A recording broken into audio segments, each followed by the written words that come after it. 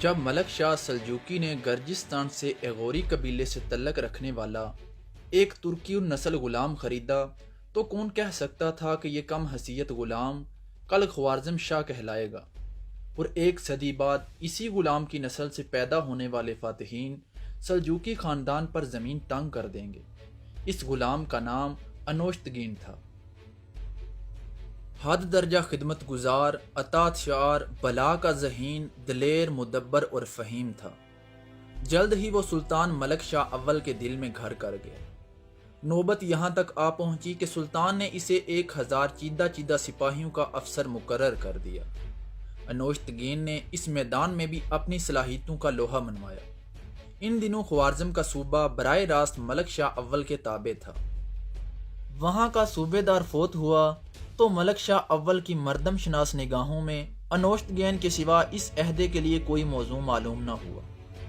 لہذا 475 ہجری بمطابق 1082 عیسوی میں ملک شاہ اول کے حکم سے انوشتگین خوارزم کی صوبے داری پر مامور ہوا اور آخری دم تک اس ذمہ داری کو بخوبی نبھاتا رہا۔ انوشتگین کی زندگی میں ہی اس کا بیٹا محمد عرف قطب الدین باپ کی نیابت میں خوارزم کا نظم و نسق سنبھالے ہوئے تھا۔ اپنے باپ کی وفات کے بعد اس نے بڑی خوش اسلوبی سے 30 برس تک ریاست کا نظام چلایا اور اپنے نئے آقائے نعمت سلطان وقت شاہ سنجر بن ملک شاہ سلجوقی کا دل و جان سے تابع دار رہا۔ 522 ہجری بمطابق 1128 عیسوی میں محمد عرف قطب الدین وفات پا گئے اور خوارزم شاہی تخت و تاج اپنے بیٹے مظہر الدین اطسز کے حوالے کر دیا۔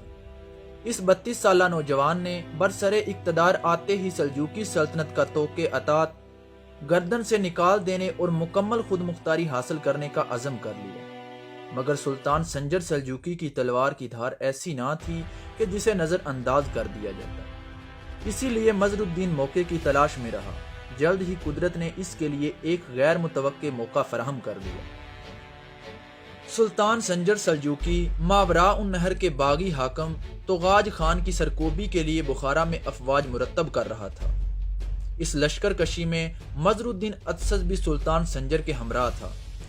ایک دن سلطان سنجر دوپہر کو سستانے کے لیے اپنے خیمے میں تنہا لیٹے ہوئے تھے کہ سلطان کے چند نمک حرام افسران تلواریں سونتے ہوئے آپ کے خیمے میں داخل ہوئے۔ آخٹ پا کر سلطان نے نگاہیں اٹھائیں تو خود کو چمکتی ہوئی شمشیروں اور خون آشام خنجروں سے گھیرا ہوا پایا۔ سلطان سنجر کا بچ نکلنا بہت ہی مشکل تھا۔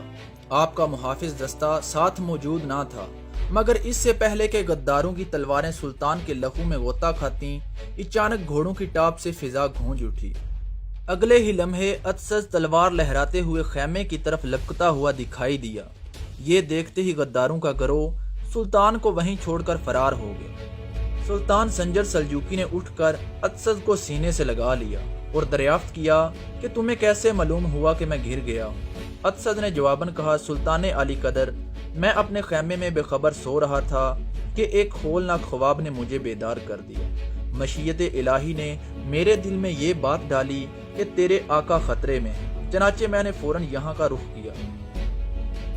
سلطان سنجر، جس کی اعلیٰ ظرفی، شجاعت، سخاوت اور احسان شناسی تاریخ میں مشہور و معروف ہے، اطسز کے اس احسان کا تعمر ممنون رہا اور اس واقعے کے بعد اطسز کی جانب سے پیش آنے والی ہر ناخوشگوار حرکت کو برداشت کرتا رہا۔ چنانچہ کچھ عرصے بعد جب اطسز نے خوارزم شاہی ریاست کی خود مختاری کا اعلان کیا تو اس کے سابقہ احسان کی وجہ سے سلطان سنجر سلجوقی نے اس کے خلاف کوئی کارروائی نہیں کی۔